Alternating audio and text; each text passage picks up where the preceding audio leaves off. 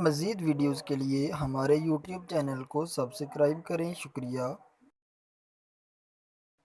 अस्सलाम वालेकुम वरहमतुल्लाह। आज इस वीडियो में हम चैप्टर 3 का topic elastic collision in one dimension, ये इम्पोर्टेंट टॉपिक था, इसके केसेस पढ़ेंगे। 4 इसके केसेस हैं। इसमें हमने elastic collision in one dimension में प्रीवियस लेक्चर में हमने v1 प्राइम और v2 प्राइम की वैल्यूज़ फाइंड की थी, इनके फार्मूलाज फाइंड किए थे, ये लिखे हुए हैं। अब इसमें स्पेशल केसेस हैं 4। पहला ये है कि जब दोनों मैसेज इक्वल हो जाएं, जब कोलाइड करने वाले दोनों मैसेज, अगर ये 10 किलोग्राम है तो ये भी 10 किलोग्राम होगा।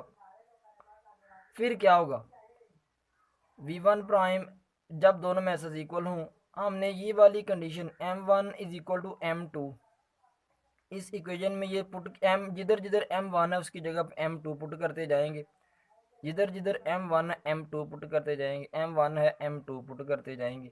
तो अगर हम पुट करने के बाद जब सिंप्लीफाई करेंगे ना, वाकई v1 प्राइम इक्वल आ जाएगी v2 के, और v2 प्राइम इक्वल आ जाएगी v1 के, v2 प्राइम इक्वल आ जाएगी v1 के। इससे क्या रिजल्ट शो हुआ, इससे ये रिजल्ट शो हुआ कि जब दो बॉडीज के मैसेज इक्वल हों, एमसीक्यूज भी याद रखने हैं, जब दो बॉडीज के मैसेज इक्वल हों, जब वो कोलाइड करें, तो जो दूसरी की वेलोसिटी होगी वो पहली की बन जाती है आफ्टर कोलिजन, और जो पहली की वेलोसिटी होती है वो दूसरी की बन जाती है आफ्टर कोलिजन। ये फर्स्ट केस था, जब दो मैसेज इक्वल हों, दो बॉडीज के कोलाइड करने वालों के, फिर जो दूसरी बॉडी की वेलोसिटी होती है वो पहली की फाइनल वेलोसिटी बन जाती है, और जो पहली की इनिशियल वेलोसिटी होती है वो दूसरी की फाइनल बन जाती है। इन्होंने हमें ये बताया, फर्स्ट केस हो गया। अब सेकंड केस है, जब मैसेज भी इक्वल हों और v2 ज़ीरो हो, यानी जब m2 रेस्ट पे हो इनिशियली, फिर क्या होगा, फिर इनकी फाइनल वेलोसिटीज क्या होंगी। चारों केसेस में मेन क्या काम करना है, मेन हमने करना है v1 प्राइम और v2 प्राइम फाइंड करना है। मेन हमारा ये पर्पज़ है, हमने v1 प्राइम फाइंड करना है हर केस में, और v2 प्राइम, ये बात याद रख लें।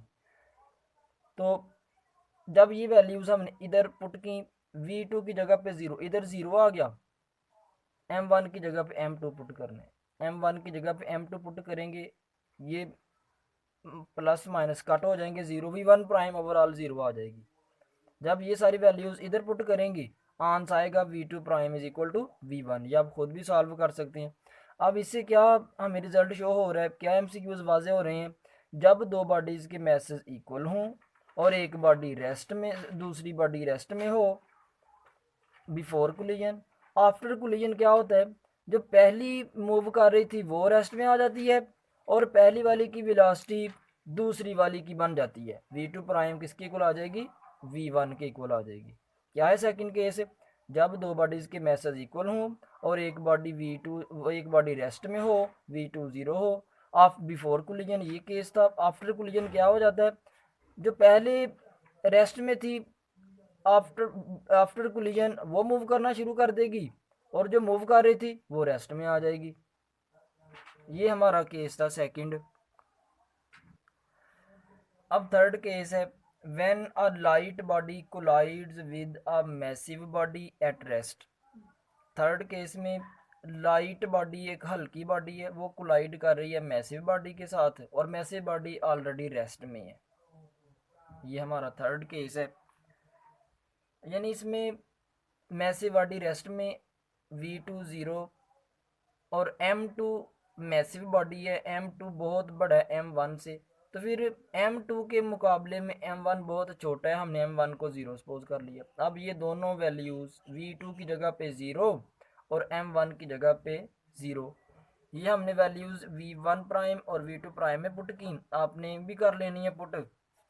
पुट करने के बाद जो रिजल्ट आएगा वो ये बनेगा, v1 प्राइम इक्वल आ जाएगी माइनस v1 के, v2 प्राइम इक्वल आ जाएगी ज़ीरो की। अब इससे क्या रिजल्ट शो हो रहा है, क्या एमसीक्यूज क्लियर हो रहे हैं, कि इनिशियली जब लाइट बॉडी मैसिव बॉडी के साथ कोलाइड करती है और मैसिव बॉडी रेस्ट में हो, तो आफ्टर कोलिजन भी मैसिव बॉडी रेस्ट में रहेगी, क्योंकि ये मैसिव बॉडी है। लाइट बॉडी के साथ कोलाइड कर भी जाएगी, कोई फर्क नहीं पड़ेगा, यानी मैसिव बॉडी बिफोर कोलिजन और आफ्टर कोलिजन रेस्ट में रहेगी, v2 भी जीरो, v2 प्राइम भी जीरो रहेगा। लेकिन जो लाइट बॉडी है वो जितनी वेलोसिटी से टकराई थी उतनी वेलोसिटी से वापस आ जाएगी। और नेगेटिव क्या शो कर रहा है, क्योंकि इस केस में वेलोसिटी की डायरेक्शन इधर को और आफ्टर कोलिजन वेलोसिटी की डायरेक्शन इधर को, वेलोसिटी की डायरेक्शन अपोजिट हो गई है, इसलिए हमने नेगेटिव का साइन लिखा। एमसीक्यूज क्या है इस केस में, जब लाइट बॉडी मैसिव बॉडी के साथ कोलाइड करे, मैसिव बॉडी रेस्ट में हो, तो जो लाइट बॉडी है वो टकराने के बाद वापस आ जाती है, उसी स्पीड से वापस आ जाती है, मैसिव बॉडी का कोई फर्क नहीं पड़ता। ये हमारा थर्ड केस है। ये हमारा फोर्थ केस है। अब when massive body collides with a light stationary body, third case में लाइट बॉडी मैसिव से टकराती थी, फोर्थ केस में मैसिव बॉडी लाइट से टकराएगी। ये फोर्थ केस है। और एक बात आपने भी देखी होगी कि चारों केसेस में फिगर्स बिफोर कोलिजन भी बनानी है, आफ्टर कोलिजन भी, चारों केसेस में, ये भी याद रखना है।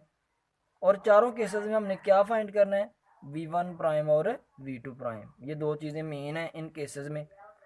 अब इस केस में मैसिव बॉडी ने टकराना है लाइट बॉडी के साथ, लाइट बॉडी रेस्ट में है, v2 जीरो, मैसिव बॉडी बहुत बड़ी है as compared to light body, तो फिर m1 ग्रेटर है m2 से, फिर m2 ना होने के बराबर ही होगा। हम m2 किसके पास लेके आएंगे तो ये बहुत छोटा लगेगा इधर, फिर हमने m2 को जीरो सपोज कर लिया।